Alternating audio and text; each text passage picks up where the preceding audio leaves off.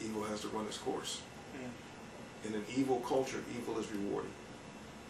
And in this culture, as long as Europeans dominate, then the sex imperative is going to continue to progress in their direction. So we have to recognize that as long as these people are in charge, then the world is going to move in the direction of their sense of reality, their interpretation of reality, their sense of progress, their sexual idiosyncrasies is going to move in that direction because they are in charge and they feel that they are correct. So things are going to move in the direction that they want them to go. That's the bad side. The good side is that we recognize that there's a problem and that we have to do something about it. Now, part of that is bad also because, well, not so good. And the part of that that's not so good is that a lot of us, because of the onslaught, the massive amount of literature and media attention and all the rest of that comes that makes us think that there's still progression in this direction. Many of us, it depresses many of us. It causes many of us to doubt whether we're right or whether we can become successful.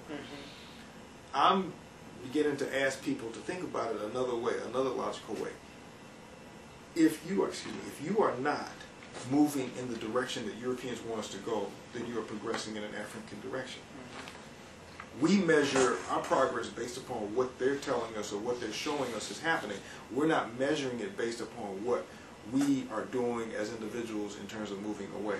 So we have to measure it based upon that, not based upon what they're showing us, but based upon us not doing what they tell us to do or what they're directing us to do. That's progress. That's major movement away, and we're not used to measuring things in that direction. So if I refuse to do what Europeans are doing, even if they got an army around me, I'm progressing. I'm moving in an African direction automatically. But we're not used to thinking in those terms.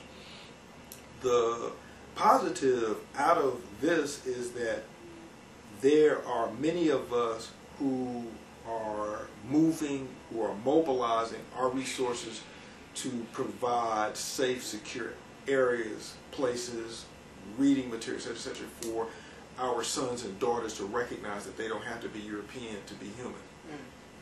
That they don't have to be these beasts in order to be, sane. That the African way is sane. That it is sanity, that it is safety, that it is security. The problem with that, of course, is that they're greatly outnumbered. But when children know that you operate in their best interest, when they know that you're telling the truth, then they will pursue that. Now, they might have to put on a mask when they go outside and deal with their peers, but in their hearts, they know and they understand what they are and what they're supposed to be, and they will teach that, they will pass that on. They will help us to create those safe spaces that we need to raise their children in and for them to be raised in. So I think that we're being effective. It just appears because of the overwhelming number of folks who do not understand and do not know, who are moving in the European direction. That makes it appear as if we are not making progress. But I think that we are. We have to also, those of us who are working against that European insanity, we have to recognize that everybody can't be saved. My mother should tell me there are casualties in every war. And this is a war. This is a war against Africans. And we are fighting back with all of our might. And we're going to have casualties within this conflict. The best that we can do, and I think it is, and I'm not saying it like, well, this is it, this is the last thing. No, I said the best that we can do is to protect those young folks who recognize that something is wrong from that insanity, to continue to tell them what we need for them to know. We may not see evidence of the effect of what we're saying at this particular point in time, but it's there. And if they don't want to use it now, it will be in their heads when they need to use it.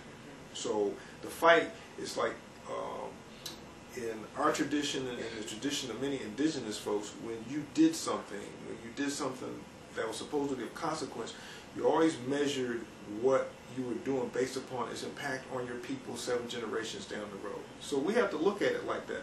Akoben Institute isn't, changing the African community in Atlanta in a general sense, but we're looking at this like, okay, the children that we are raising as warriors, that we're educating as warriors, when their time comes, and when their children's time comes, when their children's time comes, 7 generations down the road, there won't be any question in their mind about who they have to deal with and how they have to deal with these people. Yes.